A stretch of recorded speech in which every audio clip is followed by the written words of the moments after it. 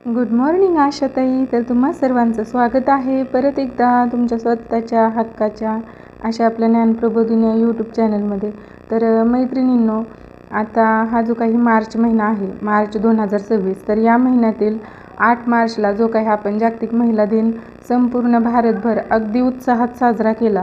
तर याच दिवशी आमच्या गावातील VHNSCची सभा भरवण्यात आलेली होती व याचं प्रोसिडिंग महिला दिनाचं जे काही औचित्य साधून आम्ही जे काही आरोग्य समुपदेशन केलं, तर त्याबद्दलची ही VHNSC बैठकीची प्रोसिडिंग आहे की जी तुम्हाला या महिन्याच्या VHNSCचं जे काही तुमचं रजिस्टर असेल किंवा VHNSCची बैठक असेल तर किंवा वाउचरला वगैरे जर हे पेज जोडायचं असेल तर त्यासाठी ही प्रोसिडिंग तुम्हाला उपयुक्त ठरू शकते.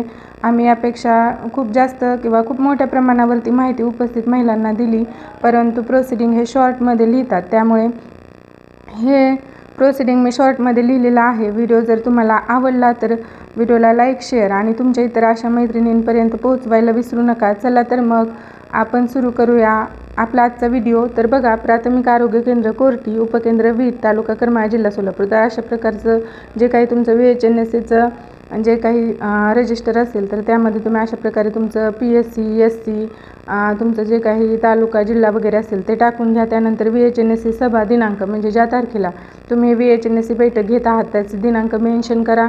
त्यानंतर विषय टाका की विषय तर हा VHNSCचा महिला दिन व आरोग्य समुपदेशन असा असणार आहे. त्यानंतर बघा, वरील विषयास अनुसरून ग्रामपंचायत कार्यालय वीट या ठिकाणी VHNSCची सभा भरून उपस्थित महिलांना पुढील प्रमाणे आरोग्य समुपदेशन करण्यात आले.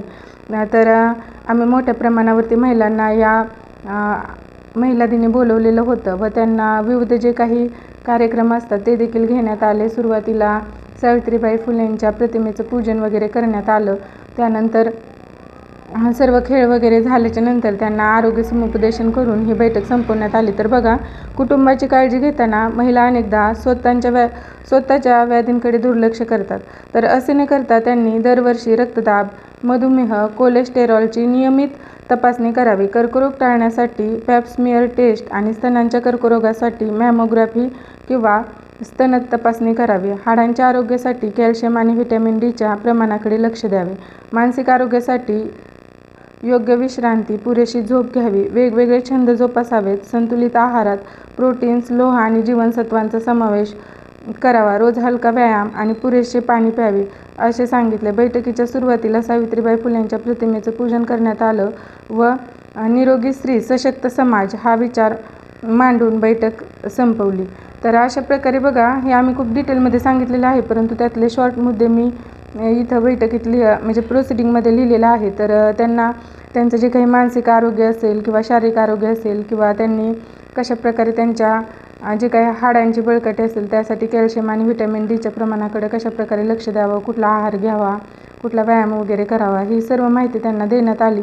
अशा प्रकारचं प्रोसिडिंग जर तुम्हाला आवडलं आणि इतर बैठकीचं प्रोसिडिंग किंवा आशाताईंशी संबंधित कुठल्याही टॉपिकवरती व्हिडिओ वगैरे हवा असेल तर आमच्या ज्ञानप्रबोधिनी या यूट्यूब चॅनलला सबस्क्राईब करायला विसरू नका. धन्यवाद ताई.